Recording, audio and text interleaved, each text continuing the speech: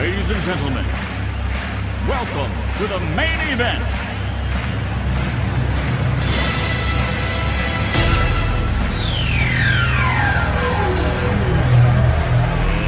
Let's get ready to rumble!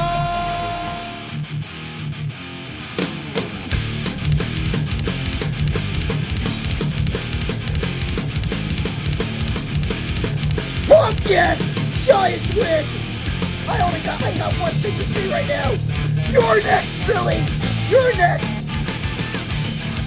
And that's right, everybody. Welcome back to another edition of the Best Seat in the House podcast. As always, I'm your host, Rob Cramer, alongside my co-host, Daniel Bobo Kurlan. And Dan, decked out in your Giants gear, man. How you doing today? And I can tell you, I am really pumped up. That was like one heck of a win. I may have made noise the entire block. The entire block may have heard me, but that game was like on the edge of my seat. That I just had a feeling this was going to be some offensive shootout.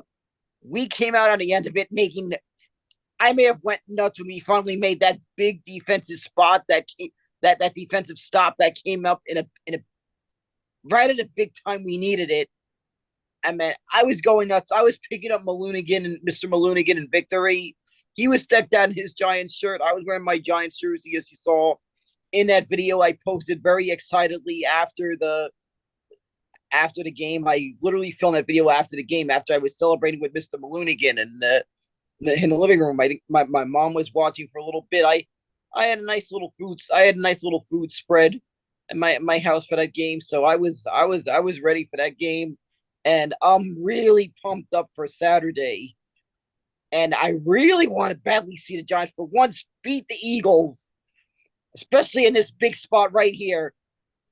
That's true, man. This is the biggest game that these two teams have played probably since the last time they met in the playoffs in 2008, when they didn't have when the Giants didn't have Plaxico Burress and got upset by the then Jeff Garcia led Philadelphia Eagles. So unfortunately, that one didn't work out for the Giants, but hey, what better way to return the favor than the highly favored Philadelphia Eagles right now getting knocked off by the Giants in this big playoff game. Like you said, the Giants have been dominated by the Eagles for the last couple of years. The Eagles have a long winning streak against them. The Giants, they really hung with them in that second game in week 18, but earlier in the season they got blown out. But man, you know what?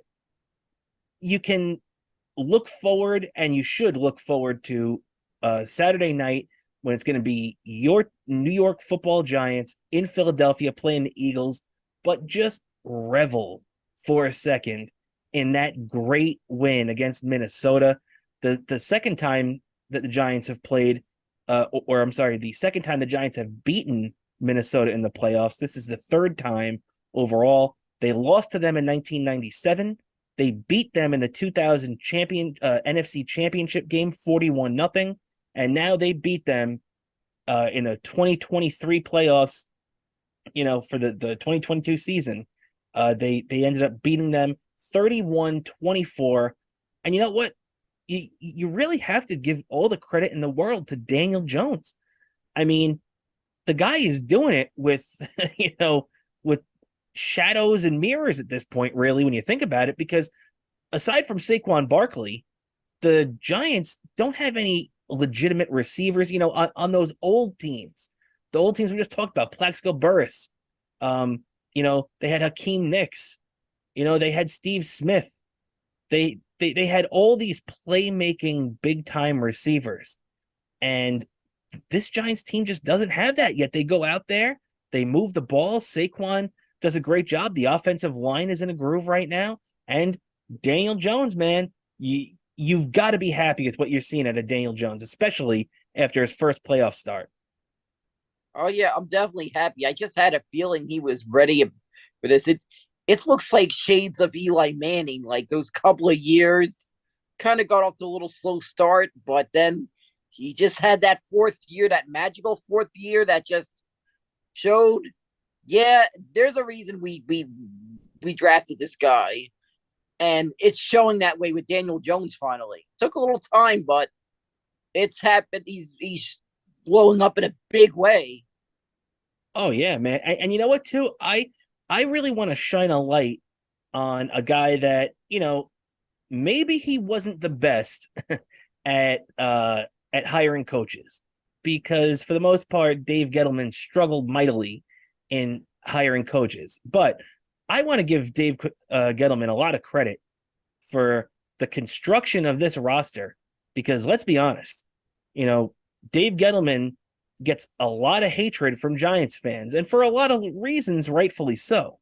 But I feel like that there are a lot of parallels between Dave Gettleman's impact on this Giants team and like Omar Manaya's impact on the 2015 Mets, if you know what I mean. Because Omar Minaya was killed for years by Met fans for trading all the prospects and getting rid of these guys. But when you look at the 2015 Mets that went to the World Series, a lot of that team was drafted and brought into the organization by Omar Minaya. On this team, on this New York Giants team, if you go down that list and you see the guys that Dave Gettleman brought in, I mean, let's be honest, Daniel Jones brought in by Gettleman, Barkley drafted by Gettleman, Dexter Lawrence, one of their all-pro players, their nose tackle. He was drafted by Dave Gettleman in a pick acquired in the Odell Beckham trade. The not to mention, the left tackle, Andrew Thomas. That guy is he's had a great season for the Giants, and he's really been an anchor on that offensive line. You could go down this roster and just pick guys that Gettleman put on this roster. Now that we're a couple of years removed, or at least 1 year removed from Dave Gettleman's fingerprints being all over this team, do you have, as a Giants fan, maybe a little bit more of an appreciation for the guys that he helped bring in? A little bit, because there's some guys he brought in. Maybe the results didn't really were there a little bit, and maybe we didn't have the coaches. But I feel now that we're in that situation, I feel we're in a much better shape. I mean, got to give a lot of credit to Brian Daboll, who really got this team, who really helped get this team together. And they seem to really buy into his system, like I said, all these years, and it's paid off so far, and hopefully it continues to. And somehow I just have this feeling in my gut, this game is going to be more highly contested than the previous two games against the Eagles. I just feel this team's a little bit different than I well, I don't count the game at the end of the season against the Eagles, because I feel that game the Giants were just mailing that one in. But the game before, I feel team's in a little bit of a different shape than they were the previous time against the Eagles. Yeah, no doubt about it. And not to mention, this team is a little bit healthier than it was, the last time they played the Eagles, because the last time they played the Eagles too, the offensive line had a bunch of injuries on it. Saquon Barkley was really getting to the point where you started to notice a little bit of wear and tear before he kind of got that breather towards the end of the season, and now he kind of looks rejuvenated again. Yeah, I gotta tell you, man, I think you're 100% right. I think this is going to be a close game against the Eagles, much like the game we saw this past week against the Vikings. I think that it's going to be a very similar game. And the Giants at this point have to, you just have to be happy that they're in the divisional game. You got to remember too, the Giants, this is not only the first time they've been in the playoffs for, since 2016. So it's been 6 or 7 years since they've been there. Not only that, this is the Giants' first playoff win since they won the Super Bowl in February of 2012. So it's been over 11 years since Giant fans saw their team win a playoff game. And, just getting that monkey off your back a little bit, especially with this young team. One thing a lot of people forget too is that this Giants team is not a finished product. There's still going to be a lot more work to be done in this offseason, by the GM reshaping things in his image and seeing what he wants. One of the main questions being, is he going to bring back Daniel Jones, which of course we all think the answer is a slam dunk yes with the way he's played this year. And he's going to be getting himself a big contract because of that. But this Giants team is so early on in the Brian Daboll era that hey, you just have to sit back and enjoy it. And from a person that is not a Giants fan watching it, it kind of feels like a house money game. But a lot of people said that about the Rangers too when they went on their playoff run this past year, getting to the conference finals and losing to Tampa Bay left a bitter taste in your mouth, even though you didn't expect to be in the conference finals. So if the Giants, don't win the Super Bowl this year, which right now you feel that's in your grasp, man. The Super Bowl is definitely in the Giants' grasp. They are one win away from being in the NFC Championship game. So you can't rule that out. But, this is so early on that, man, just to be here right now in this spot, it's got to feel almost surreal. I mean, just a couple of months ago, me and you were talking about as this being a building block season. And now here you are 60 minutes away from the NFC Championship game. It's crazy. I did not expect this. This is beyond. I expected maybe we'd be close to making the playoffs or maybe just barely making it, but we made the playoffs. We won that game last Sunday, and hopefully we'll continue on this Cinderella run we're going on right now. Yeah, no doubt about it, man. And when the Giants are a Cinderella, man, that carriage just doesn't seem to turn into a pumpkin. They just seem to keep going all night. Exactly, and I'm really pumped for this game. I'm doing the same thing I did last week. I'll have the fruit spread in my house. Mr. Malunigan will be joining me. I mean, probably like after last Sunday's game, I may have had a few beers that I picked out in the Coney Island Brewery. Okay, tipped a few back in celebration. Yeah, exactly. Similar thing. No doubt about it, man. And right now, the funny thing too is that when you look at all the point spreads for this past week, and as you didn't do too bad on your picks. My picks, I really stunk it up this week, man, and especially I regretted picking against your Giants as that was another loss for me. But right now, Vegas is looking at the Giants to keep this within just about a touchdown.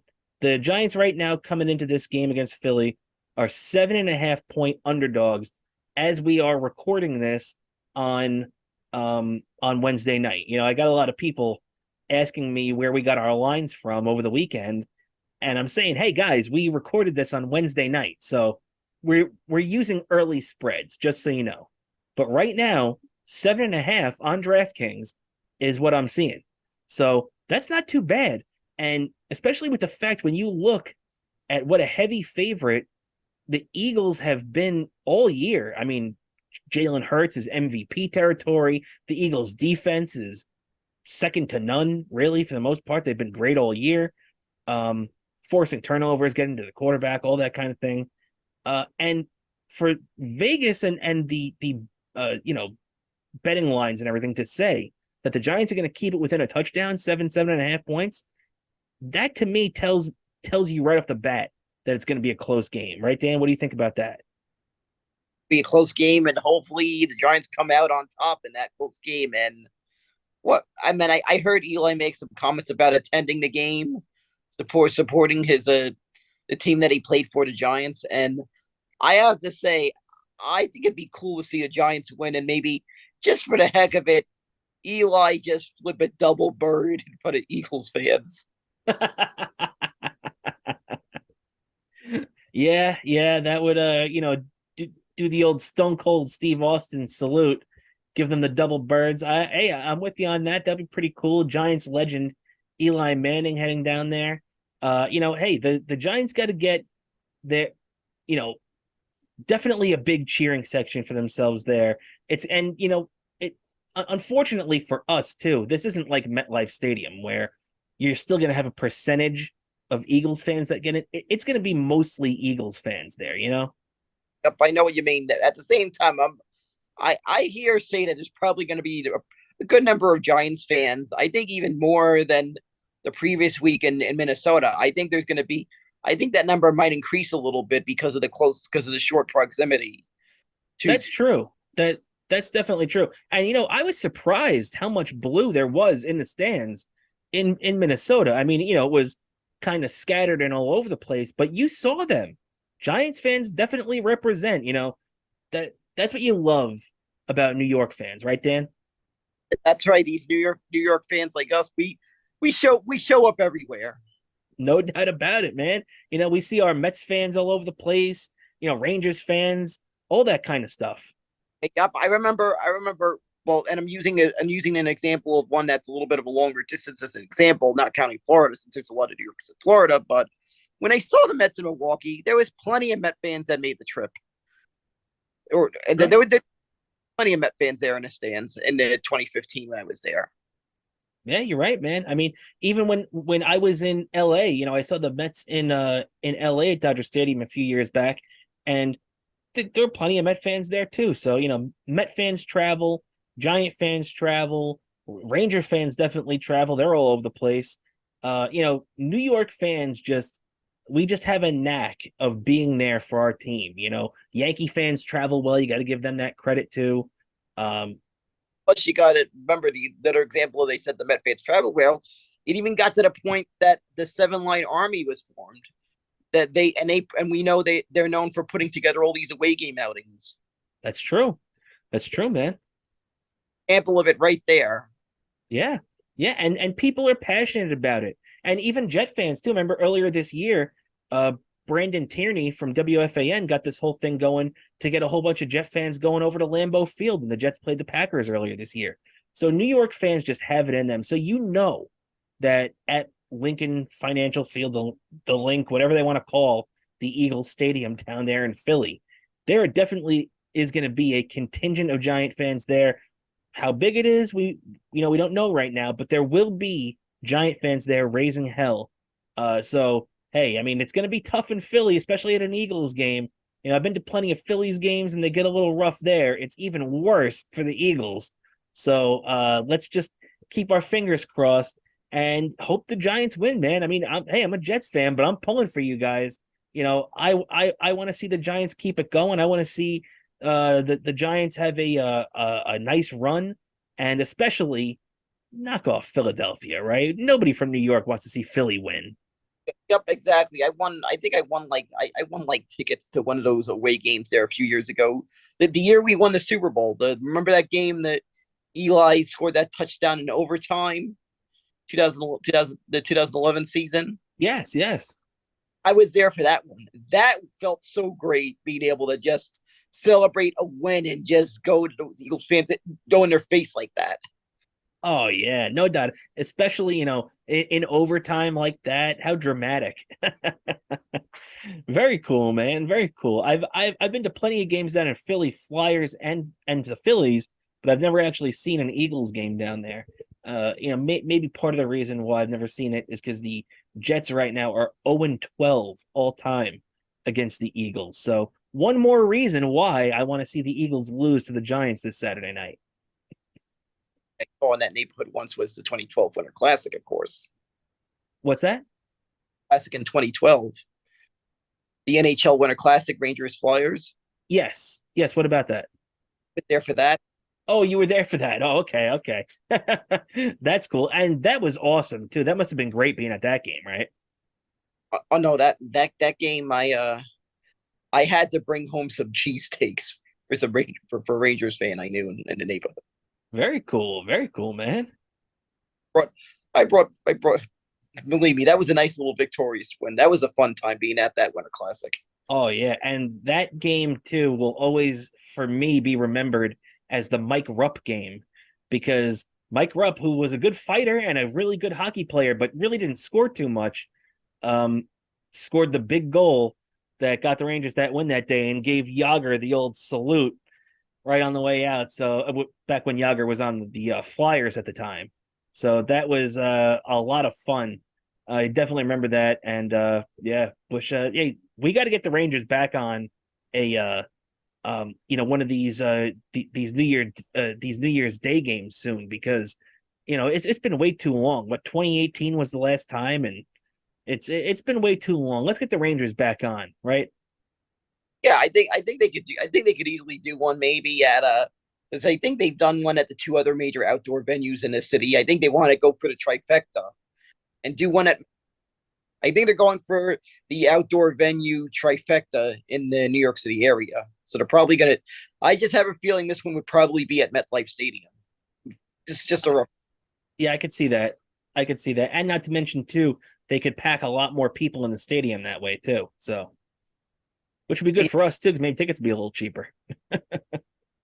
Those tickets were not that bad. I think they made the Winter Classic. It may have been the cheapest tickets I remember, and this is by New York standards, of course.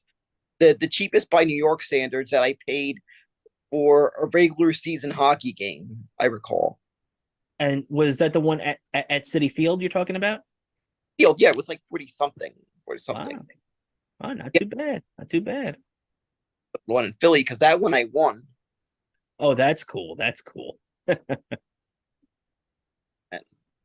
the for I won that from a little thing at work. So that one. Very cool. Very cool. So, hey, just to wrap it up, I do want to talk real quick before we move on from the football, because obviously, great win by the Giants, and we're looking forward to that big game in Philadelphia this weekend. But you know what? There was a couple of other games that me and you had picked and talked about. One of them being the Cowboys and the Buccaneers this past Monday night. Um, Cowboys really blew them out. It was 18-0 after the first half. They ended up, it was 34-14. Really didn't look too close. Brady kind of looked shot. What do you think, man? Do you think that Brady's done? Do you think he's going to go to another team? What do you think is the deal with that right now? Never gonna retire. It just looked bad. I don't mean to knock anything off of Brady, but I feel maybe he should have retired after 3 years ago when he won the Super Bowl. He won, when that first year with the Bucks, he won a Super Bowl. I just feel that was the perfect moment for him to retire, and he didn't really do that. And I just have a feeling it's gonna it might be gonna be for to retire and just embarrass himself even more. 'Cause Yeah, He he did not look like Tom Brady during that game. he didn't. He didn't. And the thing that I really noticed too is that he was really, really shying away from hits. And I know all quarterbacks are going to try and protect themselves when you're getting drilled by a 270-pound defensive lineman coming at you. But it just seemed like he was over the top, really shying away and trying to avoid these hits and giving himself up before he really even had to. So, It just looks like Tom Brady is trying to just fire without trying to hope he makes it through a year that he's done enough and trying to avoid concussions. true, true. But you know what though? The crazy thing is that I feel like Tom Brady is is not going to retire. I feel like he's still going to stick around. And two of the top teams they're saying he could go to next year are my Jets and my division rivals, the Dolphins. So I don't know, man. I mean, let me ask you this question: if you were a Jet fan, or if you were just let's say the Jets general manager, and I came to you in the offseason and I said, we have these quarterbacks to pick from. We either have Tom Brady, Aaron Rodgers, or Derek Carr. If you were picking out of those three quarterbacks, because it looks like right now, at least two of those are going to be in play, Brady and Carr, and we don't really know what Rodgers yet because he has a lot of money owed to him by the Packers, and they'd have to figure that out first, and I don't think they're going to do that until June. So that's a lot to wait for. But if all things were equal and you had to choose between Brady, Aaron Rodgers, and Derek Carr for the Jets, who would you lean towards? I probably lean toward Aaron Rodgers just because what I saw the last couple of games with Tom Brady. It looks like he's holding back, like trying not to get hit and stuff. And it's really difficult to win games if you're holding back like that as a quarterback. Yeah, yeah, I definitely agree with you. And what Derek Carr just doesn't really, he's an okay quarterback, but he's not really in the other two guys' league, right? Yeah, he hasn't really had that playoff experience. I mean, Aaron Rodgers has had that success. I mean, he did win a Super Bowl. He literally pulled what I call Joe Montana, which was, if you recall Joe Montana's career, he was probably the greatest quarterback the 49ers ever had. Like, and then he bolted for Kansas City, and the guy who his successor, Steve Young, picked right off where Joe Montana left, and he won the team a Super Bowl. He did. He did. They smashed the Chargers in that game too. So I feel like Aaron Rodgers is kind of that, where you had this great quarterback that the Packers had, that named Brett Favre, and they were like wondering how we're gonna fill this void. Like the guy, when those the fake retirement, we all remember those days. How many times Brett Favre said he would retire and didn't. And that time, they thought it was like very close enough that year they had actually planned another retirement ceremony. That's how much they thought. They were shocked that Brett Favre didn't retire. Well, Aaron Rodgers managed to have a nice little career for himself with the so far with the Packers. So I feel he kind of has that little contender credibility.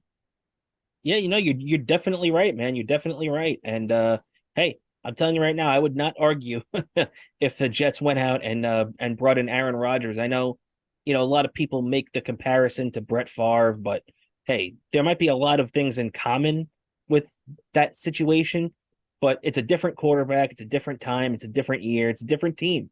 So I'd be willing to take the shot. Plus, that Brett Favre was in like very late in his career that time when he was with the Jets. True. Brett Favre was at least 3 years older than Aaron Rodgers when he came to the Jets. He was just about 40. So yeah, you're right. Definitely. And a quarterback, and 37-year-old quarterbacks like Aaron Rodgers, these guys still have, at least a few really good productive seasons left in them at this point. Especially a guy like Rodgers who doesn't get sacked too much. We definitely have to get into some Mets talk, as actually for the first time ever, this is the first time ever we probably didn't even mention the Mets in the first half of the show. But we're going to kick the second half of the show off with the Mets in true best seat in the house podcast style. And Dan, we have a big announcement that the Mets made today, as 4 new inductees into the Hall of Fame are going to be going in. 2 broadcasters, 2 players, obviously 2 guys that we've loved for pretty much our entire lives. Gary Cohen and Howie Rose are going in the Hall of Fame. You gotta love that. And then the 2 players going in are Howard Johnson, former World Series champion with the Mets. This is a guy who had all-star seasons at third base. And Al Leiter, one of the best pitchers the Mets have ever had. Such a, top 10 in wins. And this is a guy that pitched in the World Series for the Mets in 2000 against the Yankees. He won that 99 wild card playoff game against the Cincinnati Reds, throwing a shutout. So 2 guys who are definitely deserving, 2 broadcasters who are definitely deserving. Dan, what are your initial thoughts on the 2023 Mets Hall of Fame class? I think it was by the Mets. These guys definitely earned it. They had these inductees have such a great legacy with the Mets. I mean, Howard Johnson. There was a year '91. He led the team in home runs. He was part of a season. I think he was 87. He was part of one of the few times you had 2 players that made the 30-30 club on the same team in the same year. Him and Daryl Strawberry were had a third, and I mean, in his during his day, he was a great hitter, Howard Johnson. Oh yeah, no doubt about it. One of the best in Mets history. Yeah, and then you have Al Leiter, probably one of the greatest pitchers in Mets history. And around the time he joined the Mets, that was when the Mets were starting to build themselves into a contender that led to the first time in team history two season 2 years in a row. You're right, and he was, I guess you could say Mike Hampton was the ace in 2000, but he was one of the top pitchers on both of those teams in '99 and 2000. And even in '98 when they didn't make the playoffs, he came here and established himself with one of the great, debut seasons in New York, especially for a pitcher that I can remember. I mean, 17-6, a 2.47 ERA. The guy was just dominant. He meshed with Piazza immediately after they traded for him.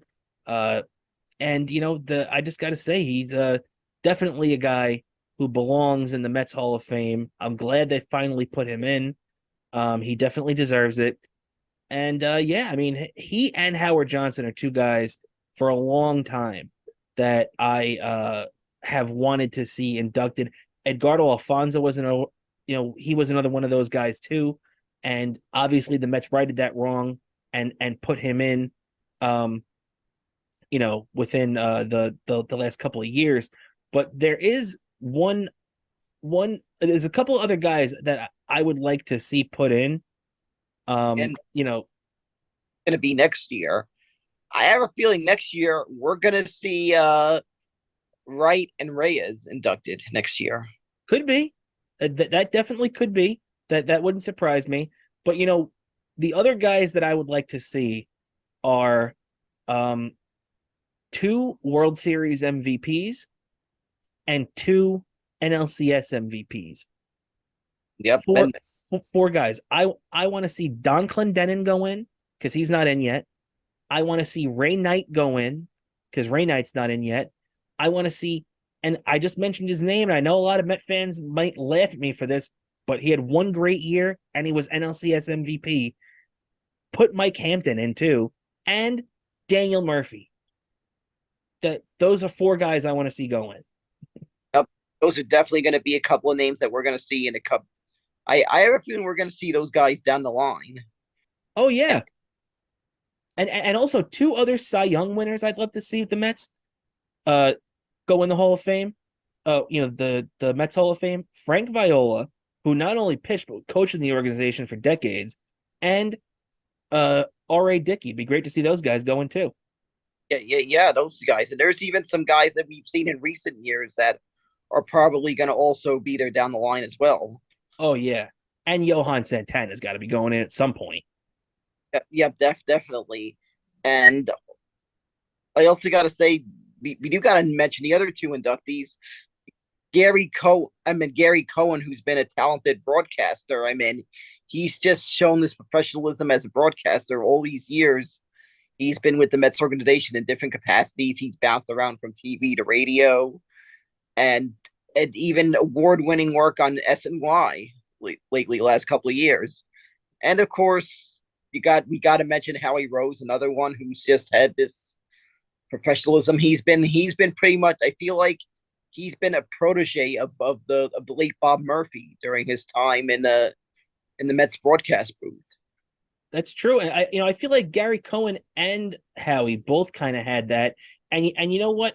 I also think that obviously, like you said, two guys who are extremely deserving to be in the Mets Hall of Fame, no doubt about it. They both are slam dunk inductees, and the thing I'm really glad the Mets did too was put them in together. Yep, I'm glad they did that, and going into 2020 for the first time in 2023, we'll be able to say we have a Mets Hall of Fame trio in the broadcast booth. Gary are officially now Mets Hall of Fame inductees. Also, the Baseball Hall of Fame committee, whatever committee it is that every couple of years they convene to make those decisions on the Hall of Fame. Quote, Keith Hernandez needs to be in the Hall of Fame. We Yeah, I still the totally fans, agree. just like the fans did, righted another wrong of getting Gil Hodges in the Hall of Fame. We now need to all rally together and get the same energy to get Keith in the Hall of Fame. Yeah, yeah, I totally agree with you, man. You know what? And I'm glad that Major League Baseball finally righted a wrong too, and they're putting Fred McGriff in the Hall of Fame because let's be honest, the guy should have been in. The guy hit 493 home runs. If he had seven more, he'd have been in. You know, a a long time ago. The fact that they held him up for seven home runs is kind of ridiculous. Uh, so I'm glad Fred McGriff is going in, but hey, Keith Hernandez should definitely be in too. Keith Hernandez is probably the best defensive first baseman ever. He's also a two-time World Series champion who was one of the main pieces on those rosters. And in 1979, he split the MVP with Willie Stargell, which, you know, Keith should have won. But, Willie Stargell was on a good team and whatever. Right? Since I feel like it's going to be a win, because I feel it's inevitable. It's gonna happen at some point. Keith being inducted. I feel Jerry Seinfeld should drive to Cooperstown. I'll sign for that. He should. You're right. And you know what? While we're talking about this too, Keith Hernandez and everything, hey, SNY. I know the Mets, I know Steve Cohen doesn't own SNY. It's still owned by the Wilpons. But come on, re-sign Keith Hernandez. Pay the man his money, right? Yeah, pay the man. All right, enough of the being. Come on, Mister Coupon. I can't believe we're still, even though it's not in the worst capacity that they're owning team. They unfortunately they still own SNY. That wasn't part of the package when Cohen bought it. I wish it was, but it isn't. But we're still stuck with the Wilpons when it comes to SNY. Don't mess this up. I just know. Even though Fred Coupon's a cheap idiot, I know he would be out of his mind to not re-sign Keith Hernandez. So I have a feeling Keith Hernandez will be re-signed with SNY and will have the greatest broadcasting trio in baseball together once again for another great season. I agree, man. And you know what? Actually, I read recently, and I forget which Mets reporter had said this. So forgive me for not having the entire story, but I do remember I recently saw. It was someone reliable though, someone that would know what they're talking about, and they said that they expect Keith to come back for this deal. It might take a little bit of time, but eventually they're going to work a deal out. But when that apparently Gary, Keith, and Ron have an agreement between the three of them that when one of them goes, all of them go. So I don't know if that's true or not. And hey, let's hope we don't got to worry about that for another 20 years. But that would rock Met fans to their core if we woke up one day and we didn't have Gary, Keith, or Ron, all three of them gone. Yeah. So that I feel for that reason, this is not going to happen. He's not going to screw this up. I have a feeling Steve Cohen is probably making a phone call saying, I'll give you extra money if you're too cheap. Yeah. And you know what, though, too? I also think that eventually, maybe it's not possible right now. Maybe the Wilpons don't want to do it right now. But I do think eventually Steve Cohen will own SNY, too. Because, if you own the Mets, you got to own SNY, too. It's those two go together. SNY was created for the Mets. So they go together hand in hand. You know what I mean? Yeah, exactly. And I have a feeling because I know because now the SNY are two separate entities from the Mets. I just have a feeling that if the contract, if Fred Wilpon pulls off a dick move like that and not re-sign Keith Hernandez, then Steve Cohen could always go when SNY's sits there now. Since now it's a situation where a contract could be up.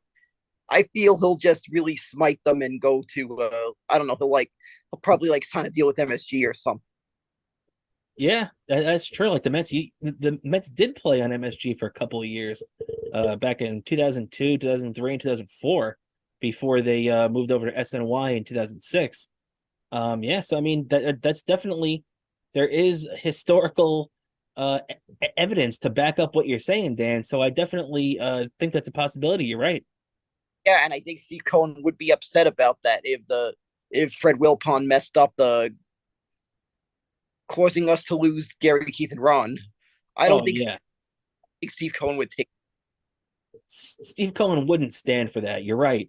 Even if Steve Cohen had to build his own broadcast booth for his own personal channel and put you know uh Keith in it by himself, there's nothing that is going to keep Keith Hernandez out this year. I think that the Wilpons can hem and haw all they want with this crap, but he's going to end up in there. They're going to try and lowball him, but eventually he's going to get a number that he likes and that he approves of, and we're going to have another couple of years uninterrupted of Gary, Keith, and Ron, and who knows what happens after that. Let's just hope that all three of these guys stay in good health, and that the Mets give us good baseball for them to broadcast the next couple of years, right? Exactly. Plus, the Wilpons know that the Mets is what keeping that network afloat, so they know they don't want to lose that. So they don't want to pull off something that's gonna bite them in the ass later. Exactly. And people would be furious if they let him go too. So, you know, they know that. And they know that Met fans already hate them. Met fan they The Wilpons are already pariahs to Met fans. They would be even such bigger pariahs if they were the reason that Keith Hernandez ended up leaving the broadcast booth. So I think that we can rest easy at night, that at least for this year and for the foreseeable future, for the next couple of years, that Keith will probably be here. I'd say for at least the next 3. So let's just keep our fingers crossed that that works out. Keep keep keep their finger. Yep, exactly. Yeah. And hey, so let's keep rolling on here right now. We'll finish up with the Mets here real quick, as more breaking news that came out today was that the Mets agreed to terms with a free agent outfielder Tommy Pham, Pham, Tommy Pham, who is a pretty good ball player. I mean, this is a guy that came up with the Cardinals, had a couple of really good years with the Tampa Bay Rays, where they really got the most out of him. He ended up going to San Diego and came back down to earth a little bit. But this is a guy who has one of the highest hard hit percentages in the game. He gets on base a lot. He's not a guy that's gonna have a 400 on base, but he'll be on base a lot. He's gonna hit you, somewhere around 250. He's gonna play good defense if you need him in the outfield, and he's a guy that can be a little clutch. They signed him to 1 year, $7 million contract. What are your thoughts on that, Dan? I think it was a good pickup by the Mets. A nice little decent hit. It's not really anything big. It's not really anything spectacular, but it's something that'll improve this team a little bit. Maybe him getting on base gives us a couple of extra runs. Mm-hmm. Mm-hmm. Yeah, it's one of those moves that you don't necessarily appreciate in January when they do it, but you do appreciate it in June and July when you see him playing and making a difference. Yep, exactly. As long as he's not in a situation where he's carrying a weight on the thing, he could just be there, just kind of low key there under the radar, and then it works out in our favor, hopefully. Yeah, no doubt about it, man. And Plus, I have a feeling later. I know they heard Alvarez might start the season in AAA, but I feel like eventually he's going to get called up and he's going to get a lot of at bats during spring training. oh yeah. I feel like him and I feel like Beatty could play in a factor also. He's probably going to also get a lot of at bats during spring training, especially that our entire infield are going to be playing on their country's teams during the World Baseball Classic. True. True. So there's definitely going to be especially early on in spring training where these guys are playing for the WBC, there's going to be a lot of guys missing. And that stinks too for the Mets because, when you're a good team, a lot of your players are obviously going to be gone playing in the WBC. But the thing that stinks now is that there are all these different rule changes now in Major League Baseball this year. So there's going to be a pitch clock for the pitchers. There's going to be a no shift rule where you can't move the guys around like you have been able to do the last couple of years. Yeah, And not having the time to put that into these guys is a bad deal for the Mets, right, Dan? I think it's a bad deal for the Mets and everyone in baseball. Like I feel Robert Manfred maybe should have done this next year when it wasn't a World Baseball Classic season. Well, you're definitely right about that. And the crazier thing to me is that this is a tournament sponsored by and directed by and all this kind of stuff by Major League Baseball. Major League Baseball's hands are all over this World Baseball Classic tournament. And they're playing the rules in the WBC are not adhering to the new rules being enforced in Major League Baseball this year. So in other words, in the WBC, you can use the shift. In the WBC, you can use the pitch. There is no pitch clock. So it just seems like doesn't make any sense, right? Yeah, it doesn't make sense. This thing doesn't make Robert Manfred. I don't get this. He should have done that, but it doesn't make sense. And there's even saying that he even seems a little bit crazier that I don't mean to sound conspiratorial, but robot umpires in AAA, it kind of scares me. I mean, for one thing, you can't. How the heck do you argue with a robot? The other, and how the heck does a robot do ejections? The other thing, I'd be a little bit scared about robot umpires. All right, last thing I need is an attack from robotic umpires. Yeah, all right, it's like a scene in a Terminator. yeah, I've seen the movies. I know how this whole thing started. I gotta make sure these things were not made by Skynet. Yeah, the last thing you want is for these umpires to become self-aware. I don't want to accidentally be killed by an umpire at a at a game. Yeah, man. A little conspiratorial. Haven't they seen these movies enough? You don't want to make robots that are too smart. Yeah, and not to mention too, you mentioned it. How do you argue with an umpire like that and a robotic umpire? And it just kind of brings me back to, even though I do like replay and I think it's an effective tool, I don't necessarily think that Major League Baseball uses it correctly all the time. But replay took a lot of that theatrical manager or player arguing with the umpire out. I mean, you still see it pop up every once in a while, but for the most part, replay has gotten rid of a lot of that theatrics in baseball. And a robotic umpire would be even worse. I mean, people love that kind of stuff. You see the crowds get pumped up when the manager comes out and he's kicking dirt on the umpire's shoes and he's yelling at him, or you see Lou Piniella picking up first base and throwing it across the diamond. You're not going to get anything like that anymore with these robotic umpires. Yeah, exactly. You're not going to get that, and I feel it's not real. I think they're rushing it too much now. They're all of a sudden using a AAA, a little bit rushing it too much. I mean, I think there's going to be a lot of bugs with this whole thing. I actually kind of did see it a little bit in action because they were using it in non-affiliated leagues. Like they were using it in the Atlantic League. Like I was at the game, the Staten Island Ferry Hawks, and that was the first time I had seen with my own eyes what robot umpires in action. First time I had seen it in action. Apparently they get like I guess a thing in their earbuds or whatever it is that what the call was or something, and I think the umpires can override it or something based on what the robotic umpire did. I Mm-hmm. forget. That's what I heard a little bit from when I was at that game when I kind of saw it in action because they kind of use the Atlantic League as an experimental league where they experiment, as you know. Yeah, you're right, because I actually saw that with the Long Island Ducks also too. So they had the same thing. It was the robotic umpire, and yeah, you're right.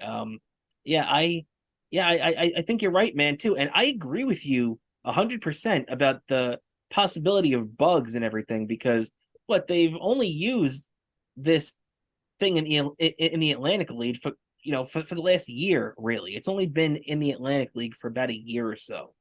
Yeah, And exactly. Also, now they're going to come out and put it in AAA. I mean, why wouldn't you start it in rookie ball or something like that first? yeah, exactly. Another thing I've been seeing while I was seeing last year tested throughout the minor leagues was I saw it at a couple of Cyclones games. The pitch clock. I'm Yes, that's true. In the minors, they had that last year. You're right.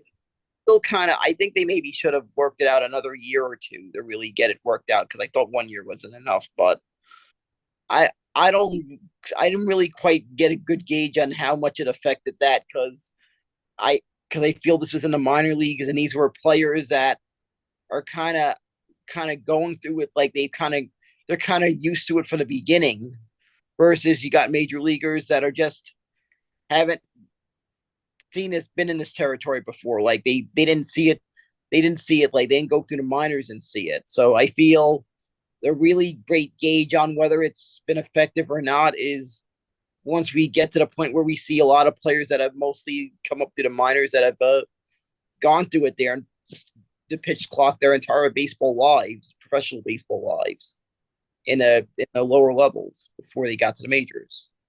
Yeah, yeah, you're right. You're absolutely right about that, man. So yeah, it's going to be interesting to see how they roll that out and what impact it has in the game, especially at the AAA level there. So I guess we'll have to just sit back and see.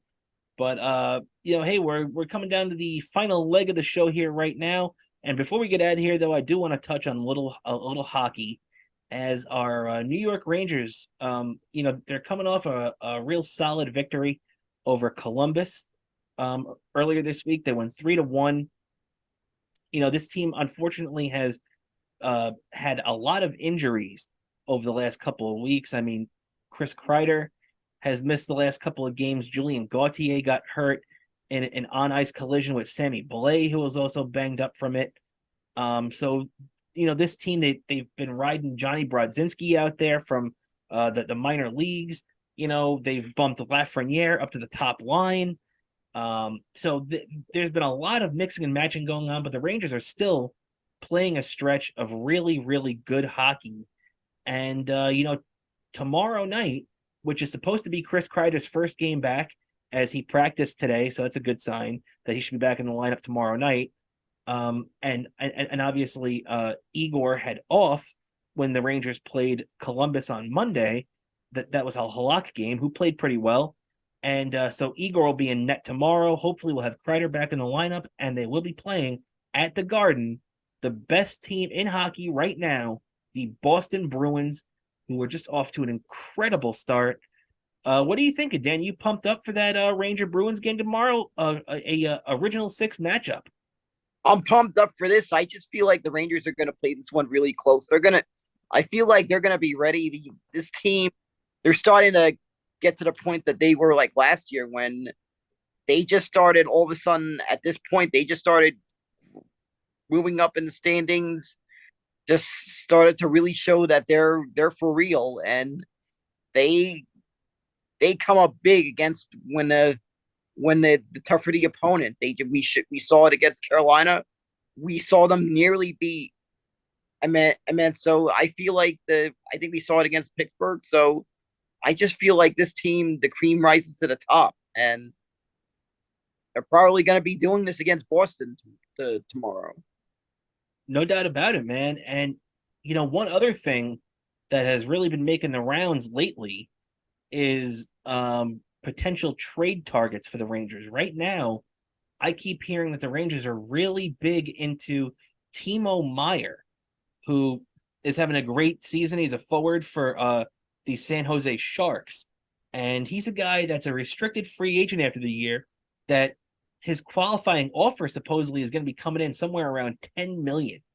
So the Rangers definitely don't have the cap room to work Timo in long term, but they're saying there's a potential that they can bring him in, um, for just a rental type of situation, and then maybe even after this playoff run, if they have his rights still, they could just trade him in the offseason, knowing that they don't have the cap space to make it happen. Which, by the way, Gary Bettman, get this cap situation figured out.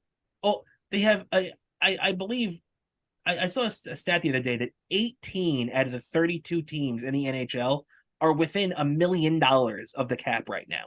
These teams are all squeezed. They all want to spend money. Let them spend money. Stop. I'm sick of this hard cap crap in the NHL. I don't mind having a cap, but the fact that it's not even at 100 million right now is ridiculous, right, Dan? Yeah, exactly. But the NHL's been making a lot of money. They regrouped very quickly. Fans really rushed. I mean, there was plenty of enthusiasm for hockey and the various teams.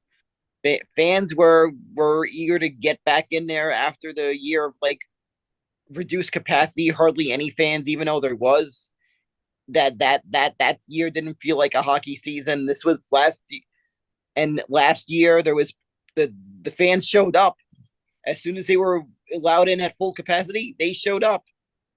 It's true, man. They packed out arenas. Obviously we saw it here in New York. The Islanders opened up their UBS arena last year. Beautiful new arena. Even though they had a subpar year for what they've done the previous couple of years, although they were banged up with injuries and COVID and all that stuff last year. But they opened up their arena, packed it out last year, had plenty of people there. The Garden, obviously, when it came back into full capacity, no problem. It was great. They filled that up, no problem. And yeah, I agree with you, man. The NHL is making a lot of money again. They've recouped a lot of this stuff that they've lost during the pandemic. So let's just hope that they can figure it out and just raise this cap situation. But looking back at the Rangers trade targets real quick. So we're looking at Timo Meier from San Jose, and another guy who we've heard about all year, and even going back to last year, is the Chicago Blackhawks Patrick Kane. What are your thoughts on that, Dan? Do you want if it was up to you, do you want to go straight rental and just get Patrick Kane, or do you want to get Timo Meier, maybe give up a little bit more up front, but then you can even, if you can work him into your budget, you sign him, or if you can't, you just trade him and get more assets in the offseason. If it was up to you, which way do you lean? I feel like Timo Meier might lead to more maybe this year and maybe in the long run. Yeah, I can't disagree with you, man, because a lot of people have been saying that if you add a guy like Timo Meier to this Rangers team, that kind of puts them over the top. That's like it would be, I hate to bring it up again, but like if the Mets got that Carlos Correa deal done, where everybody kind of felt, okay, if the Mets get this deal done, then this puts them over the top. Do you feel like if that Timo Meier is like that missing piece, where if you put him on this Rangers team, boy, we're ready to go on another run? I feel like it is. I feel like this is a move that needs to be made. Go out there and do it. The GM. Yeah, Chris Drury. I'm totally with you on that, buddy. I think and the good thing for the Rangers too is they traded Niles Lundqvist right before training camp. So if we have that second draft pick now from Dallas. So, Dallas is a good team, just like the Rangers are. So it's probably going to be a pick in the late teens or the early 20s. But hey, you're still going to get a good pick out of it. And, maybe you can turn that pick into a guy like a Timo Meier or something like that, right? Yeah, exactly. Go out there and do it, and hopefully we have another monster season. Because Let's I'm, go. I'm I'm pumped up to see like I'm at a year that I'm gonna see like three of my favorite teams and having big years potentially. Yeah, it's true. It's gonna be crazy It'll be a roller coaster of emotion, I can tell you that. Yeah, you're right, man. The multiple trips to the Canyon of Heroes. Yeah, well, let's look at it this way. In January of 1969, that started off with the Jets winning the Super Bowl on January 12th. And by the time October rolled around, the Mets won the World Series. And then a few months after that, in May of 1970, the Knicks were winning the NBA championship. So who knows? Maybe your Giants go on a run here and win the Super Bowl. And then February of 2023, we're talking about, okay. And then October of 2023, maybe the Mets repeat it. And who knows? Maybe in June of 2024, we're talking about the Rangers winning another cup, or God forbid, the Knicks going to the NBA Finals and winning that. So you never know. You never know, man. Of course, you got to remember there is the hockey season this year. True. That's why I said another cup, because maybe they win the cup this year too, and it's back to back. Yeah, exactly. So hopefully, this is going to be another renaissance in New York sports. That's in the works. God knows we need it, buddy. It's been pretty dark here on Broadway for a while. Could be something like just like 1969. Could be the year New York's the city of champions. From your lips to God's ears, buddy. Just like the great Joe Beningo would say. And you know what? On that note, I think it's just about time to get out of here, man. So while we're running out of time, do you have any plugs for yourself or anything? Sure. I believe my Chip Chipperson appearance, of course, debuted to everyone else, not just the Patreon people, but the general public. Definitely, if you haven't checked that out, definitely check that out. And of course, definitely check out. Of course, I wasn't on this week, but do check it out. Not just the weeks that I'm on, but in general, do check out my good friend Eastside Dave. Check out his show. He does a great job with his show. So definitely check out his show, the Daily Max Sports program, and of course his little Star Wars podcast, Yaddle's channel, is also good. Mm-hmm. Mm-hmm. The wrestling show, him and his son. Yeah, the Eastside Dave and Son Wrestling Show. Always great. Yeah, I just think it's great. I just really enjoy that. They're just seeing that him and his son are have a lot of fun doing that show together. Absolutely, man. And did you give your Twitter and everything? Sure, oh yeah, can't forget my Twitter handle, Bobo103NYC. You can follow me there on Twitter. And you can follow me Instagram, Bobo718DK on Instagram. I got some stuff out on there too, and my YouTube, Daniel Kurlan. You'll be seeing stuff on there, plenty of weeks, especially everything that's going on, the Giants playoff run, and there'll be plenty this year. Absolutely. There'll probably, I have a feeling we're gonna have content on my YouTube probably of us doing some Mets road trip. You got that right, man. And who knows? Maybe we'll even be making an appearance at a Super Bowl parade in a couple of weeks. Who knows? Yep. Maybe then the Canyon of Heroes, just like you went 12 years ago, right? Or 11 years ago. Definitely, you'd be welcome to come down to help film the parade content. You'd be more than welcome to come down there and I'd be the one Jet fan that's welcomed. Exactly. You probably would be inconspicuous though, being there, but you'd be there, and you'd welcome to hang out and check out the scene at Donovan's after that parade, because I feel that's just a must after a parade at the Canyon of Heroes. Definitely got to close it with a nice little burger and a beer at Donovan's. No doubt about it, man. Wash it down with a cold one at Donovan's. And so before we get out of here, though, feel free to subscribe and like to our YouTube page, Best Seat in the House Podcast. Also, check me out on Twitter at my last name, Cramer and Y. Check out the show on Twitter at BSith_podcast, and also on Instagram at Best Seat in the House Podcast. So, and also, like I mentioned last week, all of our audio feeds are back up now. So if you listen to the show on Apple iTunes, if you listen to the show on Google Podcasts, iHeartRadio, any anywhere you get podcasts. Just go out there, Spotify too, like it's always been. Just go out there and check out the show. We're trying to do our best to get our show out to everybody. So thank you everybody for checking it out and taking the time to support us. And yeah, we're closing in on 400 followers on Twitter again. So if we hit 400, everybody knows what that happens. We have a little bit of a giveaway, right, Dan? Yep, exactly. We'll have a little something for one of you lucky viewers if we reach that number. So keep it up, get the word out, and help our show grow. That's right. That's right. So hey, for Rob Cramer and Daniel Bobo Kurlan, thanks for spending this another week with us here on Best Seat in the House podcast, and we'll catch you next time.